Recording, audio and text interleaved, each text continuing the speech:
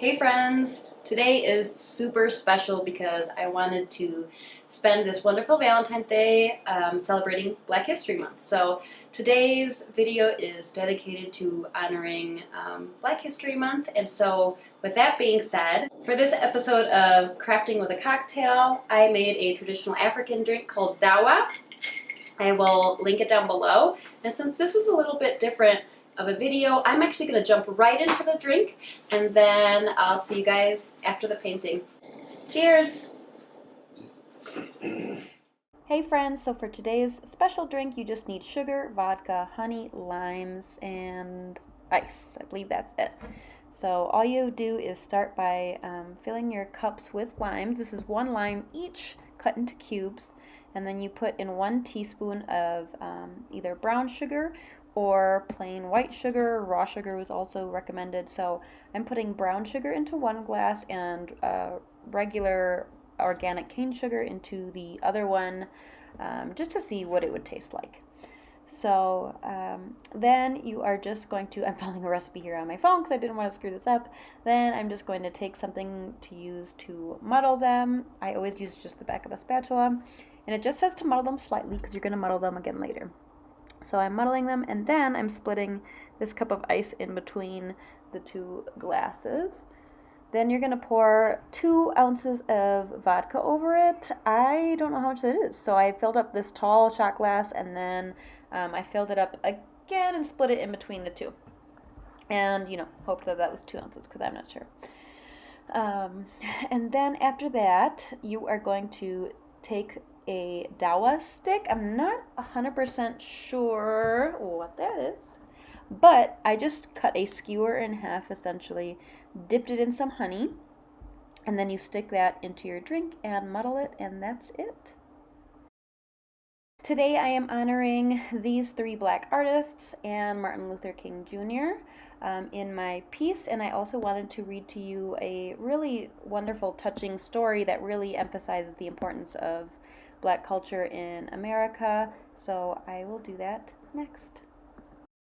This story is called A World Without Black People, and it was read to me and my former coworkers at a Black History event a few years ago, and it really, I just thought it was really cool, so I wanted to read it to you guys. This is a story of a little boy named Theo who woke up one morning and asked his mother, "Mom, what if there were no black people in the world?" Well, his mother thought about that for a moment and then said, "Son, follow me around today, and let's just see what it would be like if there were no black people in the world." Mom said, "Now go get dressed, and we will get started." Theo ran to his room to put on his clothes and shoes. His mother took one look at him and said, "Theo, where are your shoes?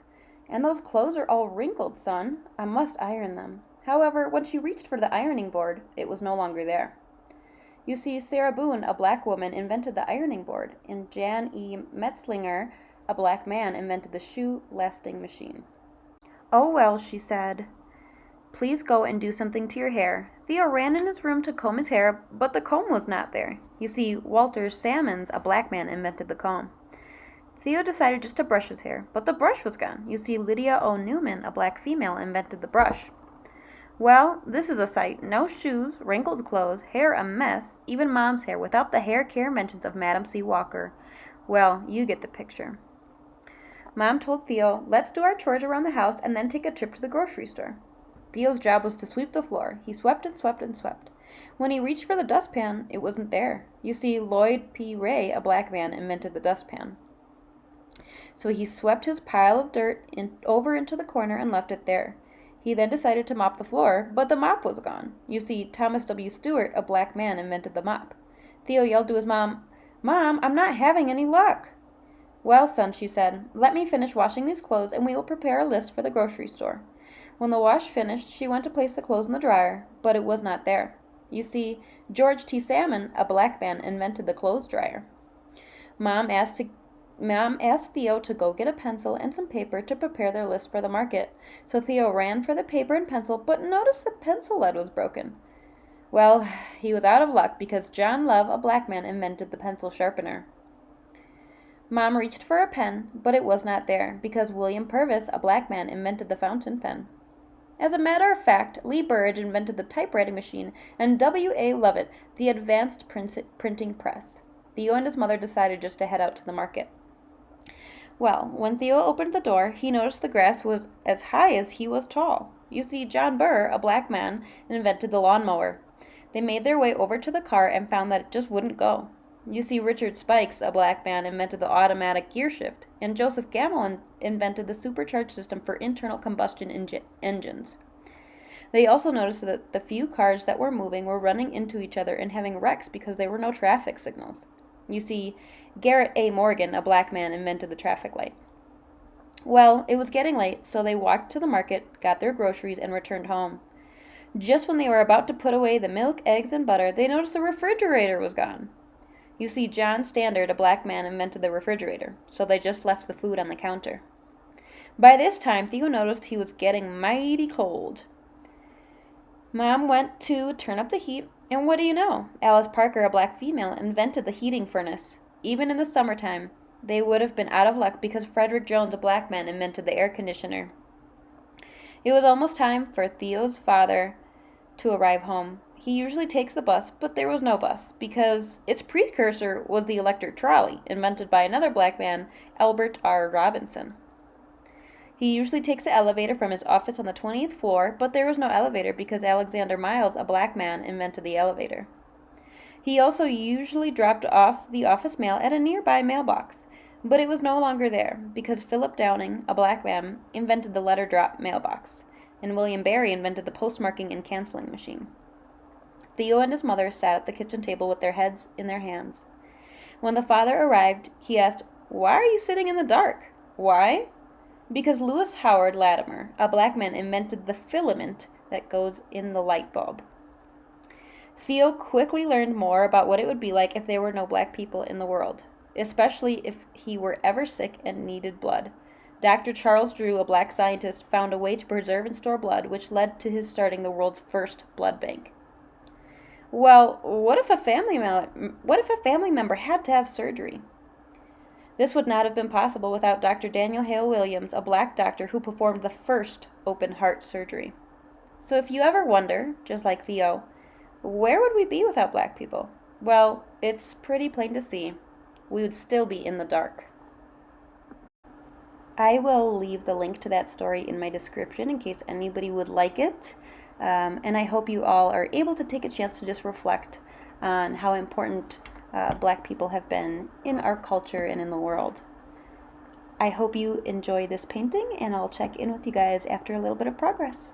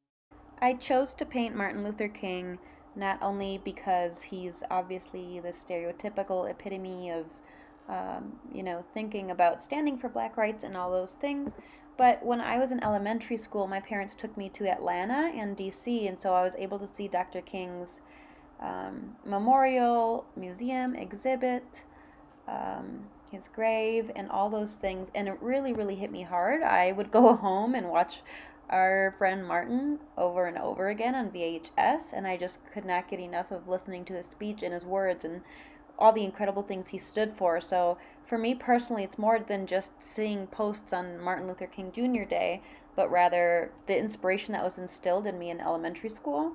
I even remember in third grade, I think it was, or maybe fourth, we each had to come up with a design for a new corridor when all the new United States corridors were coming out, a different one for each state. And one of our projects was to design one for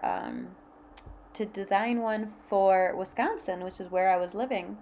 And I'm sure they thought I was crazy because I drew Martin Luther King Jr. as my design for it. But I was just so inspired and touched by everything he stood for. So it truly means so much to me to be able to follow and be inspired by his work and all of the wonderful things he stood for. And I hope that this video and painting can help inspire you too.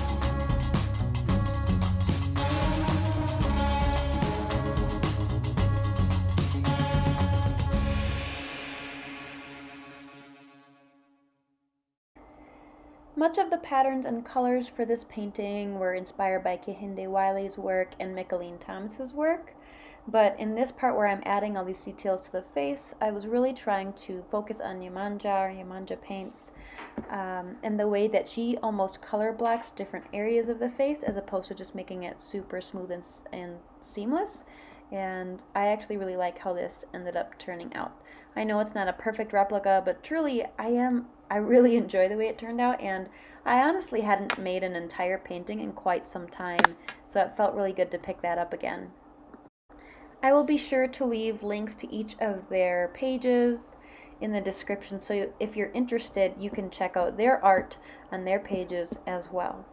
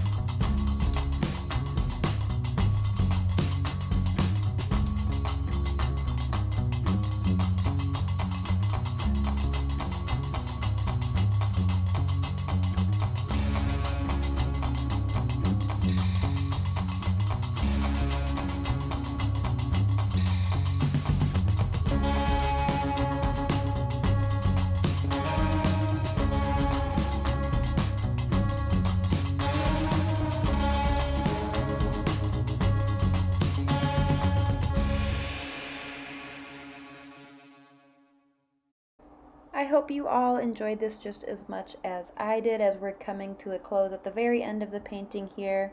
I just want to express, if you've made it this far, if you have rude, mean, unaccepting comments, to please leave them to yourself, as this video is purely about spreading love, kindness, and awareness and education around Black History Month. I'll leave a link surrounding Black History Month below as well in case you'd like to learn more.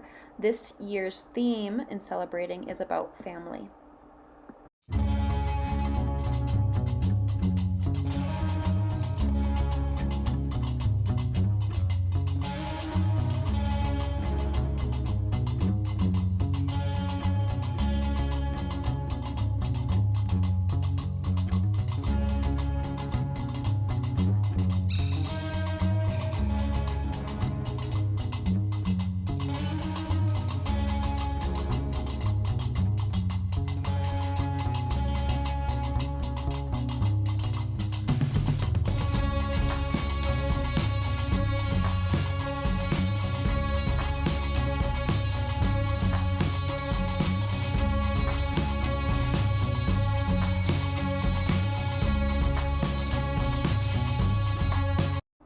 Even though it's not a perfect replica, I'm really happy with how this turned out. It embodied all three artists like I hope it would.